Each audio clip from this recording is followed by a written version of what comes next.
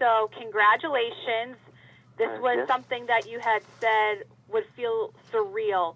Now that you've gone through it, how did it feel? About how I described it, to be honest. I did a press conference afterwards, and usually I have, the capacity to say what I need to say and say it in the manner that I want to present it. But with this, I didn't even really know what to say. I kind of was caught without any words, and that's almost how I am now, because it's just something you can't describe. Just the feeling of hearing your name getting called and being able to walk up there and put your jersey on and put the hat on. I would say it's a surreal moment. So.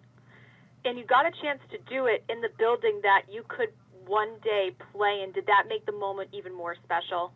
Absolutely.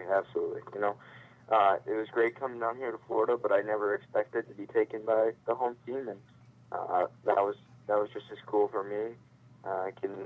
Getting to be cheered on walking out of the arena, and I don't know. It was just I guess I walked into the press conference room and saw all these tables, and there was one with a bunch of microphones around it, and I was just like, oh gosh, I feel bad whoever has that one. And it turns out it was me, because I was drafted by the home team, and there's a lot that comes along with that, and I'm definitely excited to see what Florida has in store. So. You said the Panthers, you didn't really expect to be drafted by them. When did you first hear that they were at least interested? Well, I did an interview with them during the Combine, and that went well. They've watched me throughout the year, they said, and they watched me at the Combine, of course. I didn't really know before I heard my name called, so that was kind of nerve-wracking at first, but it made the moment that much more special, because I really didn't know until the moment when I saw my name go up on the board. So that's not normal. It seems like you usually get a call beforehand, kind of giving you a warning, like, hey, hold off until the 5th round. We'll be taking you. We're definitely interested. Just give us a bit. Yeah. So you didn't hear anything? No. My advisor had received word, I think a round or two beforehand, but he didn't tell me. So that was just to make sure everything went through, and so I wasn't disappointed if I didn't go. But he knew beforehand, and I guess I was just up there with my family waiting, and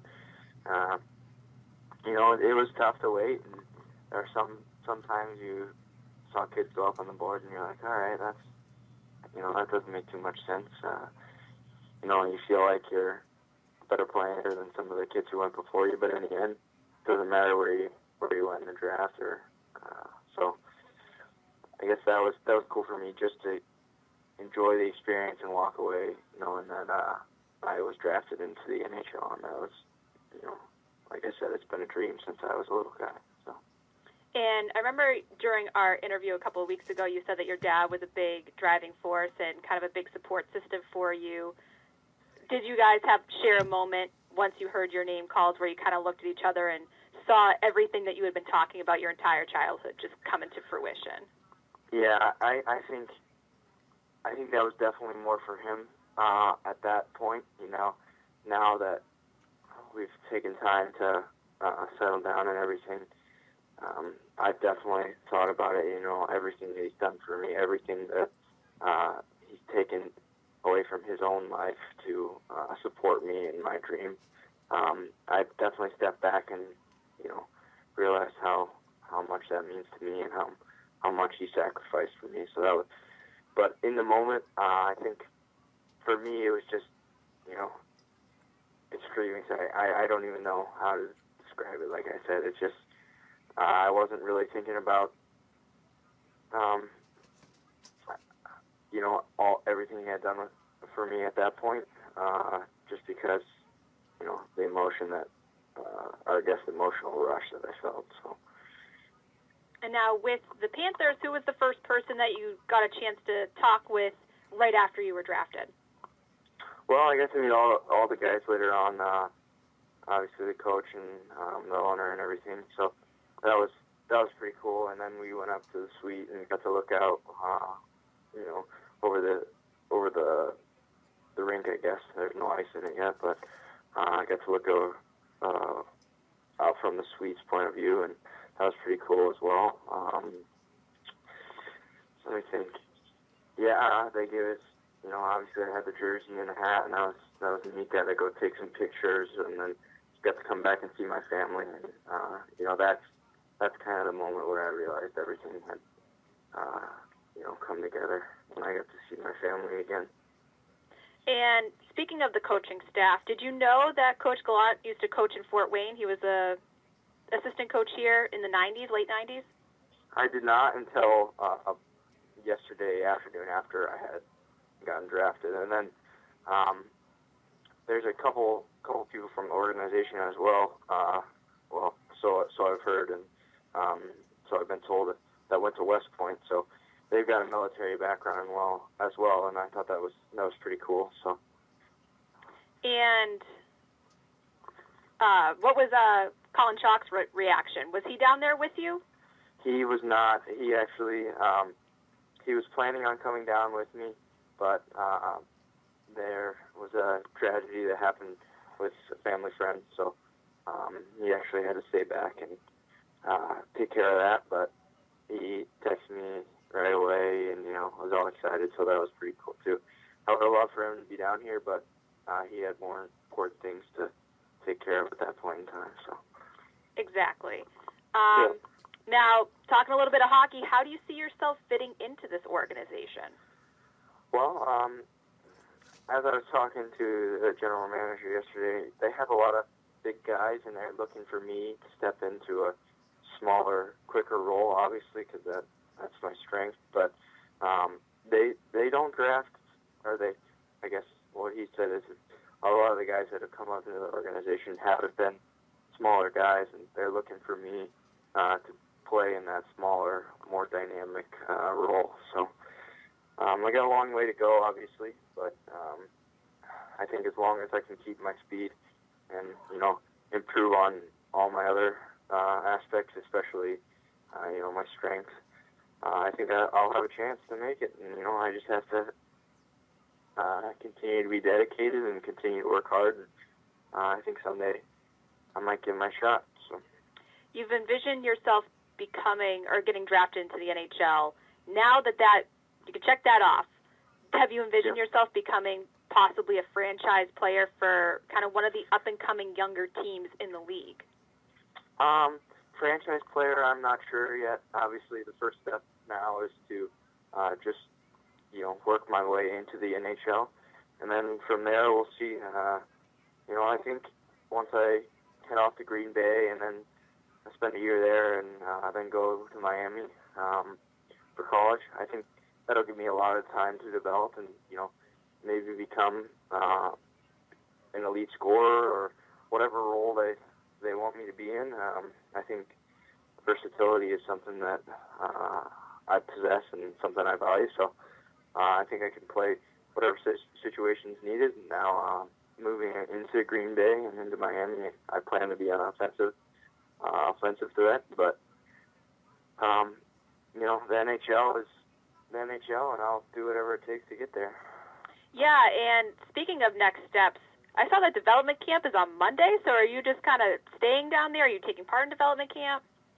Yep, well, my family actually just left a little over an hour ago, and so the Panthers organization came and picked me up and brought me to the development camp hotel, so I'm just hanging out here. So that's fast. That's really fast that you were drafted on Saturday and you're on the ice with them on Monday. Yep. So I actually have to I don't get to use my own gear, which is kind of tough, so I'll have to use all brand new gear, which isn't a bad thing, but it's just, if you talk to most hockey players, it's not easy breaking in new gear, and I have to use somebody else's player's skates that are made for that player and not for me. So it'll just be tough breaking in new gear. Especially when you just straight up weren't even expecting it. It's like if you knew that they were thinking about drafting, you could have brought down your own stuff. Yep. Just in case. And that's, I guess that's part of all of it. You never know where you're going to end up, and I'm very thankful that I ended up in Florida. But at this point, I can't go back to my house and grab my gear, so I'll be using whatever new gear they can get for me. So. Do they have any sort of timetable for you on where they'd like to see you reach certain milestones? Because you're already committed to Miami of Ohio, you're going to Green Bay next year, but after that, do they have any kind of places where they'd like to see you? I mean, I know that their ECHL affiliate is not too far away over in Cincinnati, so do they have kind of like a timeline set up for you, or is everything still pretty fresh? Everything's still pretty fresh for now. They want me to continue on my plan to Green Bay and then off to Miami. I think they realize I have some development to do and some growing to do as well. But I guess at this point it just depends on how well I develop and how well I develop my strengths. So Florida is a long way away from Wookeville. Yes. I mean, how are you liking the city, and how are you liking being down by Miami? I mean, there are worse places that one could end up. Oh yeah, I love it here. I'm actually sitting in my hotel right now, looking out at a golf course and a body of water. So it's definitely different than Indiana, but the heat here in the summer gets pretty hot, but the rink is beautiful. Just the area is very pretty as well. So, I'm looking forward to hopefully someday getting a chance to, live here and make a living playing for the the Panthers. So I wouldn't put that down. No, well, we can edit all this out. Yeah. Have you got a chance to talk to Blake? I have not yet. Nope. I've been overwhelmed with a bunch of, texts and emails and everything like that. So, I have not talked to too many people back in Fort Wayne yet. Obviously, I talked to Colin a little bit, but, I'm just trying to move through the process and move through development camp and get back home, and then I'll see everybody back there too. So, what does it mean for you to represent this area and for you to be just another hockey player in a very basketball-dominated area of the country that is getting a chance to develop in the NHL? Yeah, it's definitely unique. Like you said, not too many hockey players come out of LaGrange County, so that's cool for me. I guess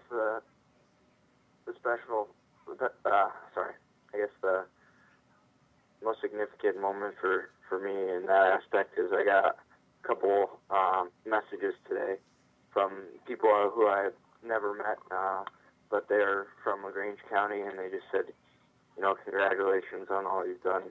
It's pretty neat to see somebody come from LaGrange County and do something special. So that was cool for me, just to know that people are following me, even though they might not know me, and representing LaGrange County and I guess Fort Wayne as well. So